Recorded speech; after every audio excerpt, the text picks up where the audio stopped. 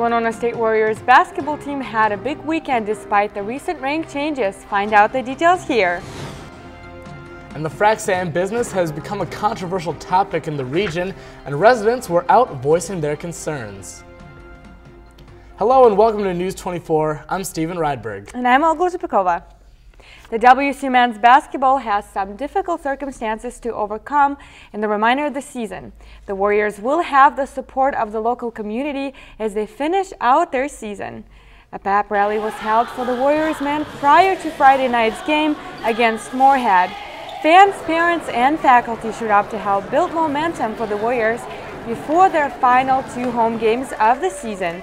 Coach Leaf addressed the crowd, discussing how his team goals have remained the same. The goals stay the same. It's unfortunate we're not going to be able to host a regional, but again, we had to get to that point.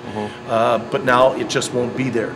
So we've got to do some things on the road, and I think we're a heck of a ball team at both at home and on the road. So things just have to change. The psyche's got to change, and obviously there's a little bit more motivation. And WSU has a storied basketball tradition. Fan team Hatfield knows this setback won't break the team.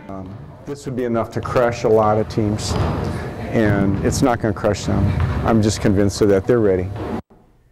The Warriors lost a tough game Friday night, but bounced back Saturday and are still alive in the NCIS conference. The Winona City Planning Commission tabled a proposal that would change the way the city regulates businesses that handle frac sand. More than 40 people gathered at Winona City Hall to voice their concerns and opinions on the impact of frac sand business. Some of the issues brought up by residents included health and pollution concerns, and after listening to the public, the Planning Commission decided it would be best to table the agenda item to gather more information on the issue before sending the proposal to the City Council. The Commission will discuss the issue again on Monday, February 27th. And those that attended the meeting also gathered by the sand piles in downtown Winona to protest. They stood arm in arm to stop trucks from getting to their destination, which residents have dubbed Mount Frac. According to information made available on the City of Winona website, most of the frac sand activity in Winona deals with shipping. Residents have addressed concerns about the large amount of truck traffic coming off the Highway 43 bridge. You know, I don't know if you call it the lines of trucks that have been coming in and out. You see a ton of them already. You know, they're on our roads. They're on a bridge that's already, you know, it's got some infrastructure issues. Yep. That MDOT has put it up to rebuild it, and we got these 80,000-pound trucks fully weighted going back and forth on it. It's an accident waiting to happen.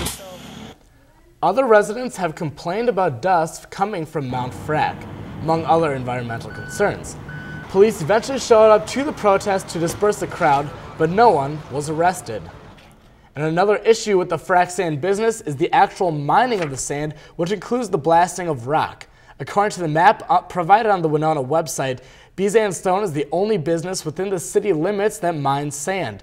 Now, no one from the company would agree to an on-camera interview, but they did give us a statement saying, quote, "The primary focus of Bizan Stone is the dimensional stone and cladding business, and the industrial sand is a very, very, very small portion of what we stand for and what we're all about.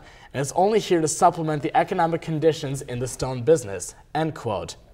You can find more information about blasting and frac sand on the City of Winona website. The WSU Performing Arts Center welcomed the 22nd annual Dancescape performance this past weekend.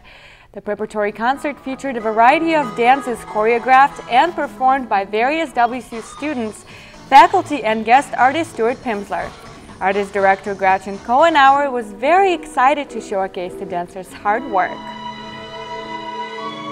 The student dancers have created pieces based on lots of different ideas, from a just really fun hip-hop dance that just kind of explodes the walls of the theater to a beautiful contemporary ballet piece. There are also modern dance pieces, just a broad variety. The show's first performance sold out and continued to do well the rest of the weekend. Winona State University's Counselor Education Honors Society is fundraising for their travel study to Guatemala. The fundraiser started out as a snow fort contest in January, but was pushed back because of the warm weather.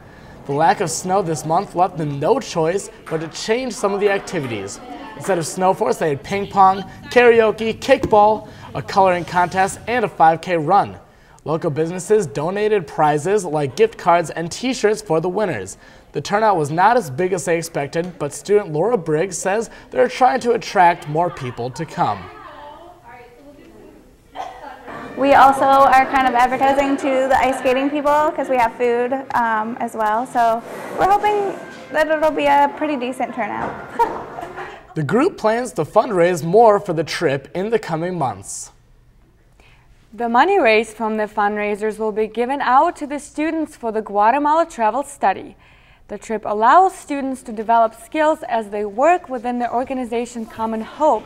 They build homes, learn about culture, and conduct interviews with social workers. Professor Mary Fawcett says learning happens when you are immersed in the culture. I think one of the most meaningful things our students do is that they just hang out in Antigua. They're culturally immersed. They don't speak the language. And so they'll see children on the streets working to make money for their family by selling jewelry and shining shoes and things like that. How people can live in a different environment with so much less and be so happy, and how we can fight and advocate here in the United States for people that have less than we do. Winona State Travel Study to Guatemala will take place May 9th through the 21st. The Minnesota Marine Art Museum is now featuring a merged exhibit based around artworks by Leo and Marilyn Smith. The Our Town, Our River exhibit includes Mississippi River-inspired sculptures as well as portraits of people from around Fountain City, Wisconsin and Winona, Minnesota. Andy Moss, the museum's executive director, tells us how the Smiths' work relates to the river. All of their work in some way or another relates to life in a river town or the river itself. And so whether that's mythology or just a general love of the river, or stories about people, portraits of people that the artists know. The Our Town, Our River exhibit will be on display at the museum until May 12th.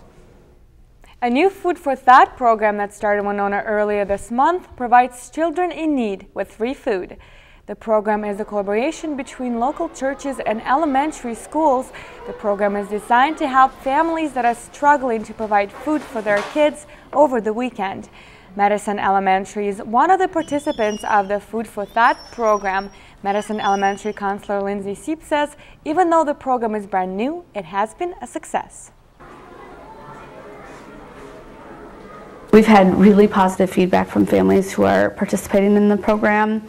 Very positive things, very grateful. Other schools involved in the program in Winona area are Jefferson Elementary as well as Washington Kosciuszko Elementary Schools. The Food for Thought program at Madison Elementary is possible because of the dedicated volunteers who work hard every week to pack up food for the kids. The Christmas holiday season might be over, but the spirit of giving is very much alive here at Madison Elementary. Every Thursday, volunteers from Pleasant Valley Church pack up backpacks with food that kids at Madison Elementary will on Friday take home for the weekend.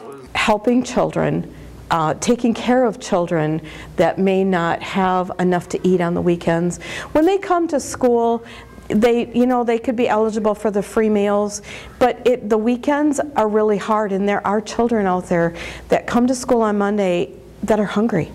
The Menke family of 7 are one of many volunteers that help out with Food for Thought program. Menke bring their 5 children to pack up and get them involved in helping the community. It just makes you really appreciate other people's efforts in the community.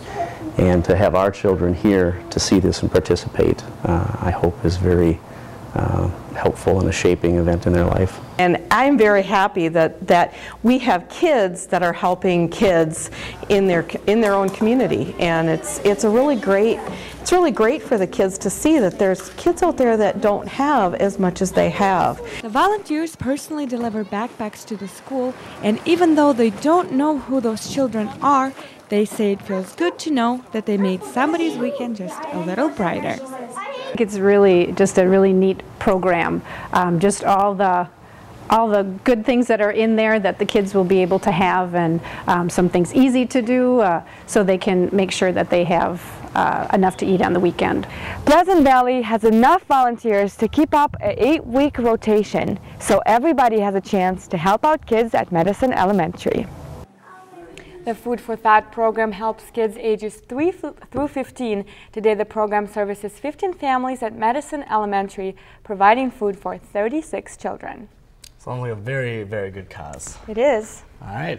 Well, thank you for joining us. For the latest on Winona News, go ahead and like us on Facebook at facebook.com/WSU News 24. Have a wonderful week.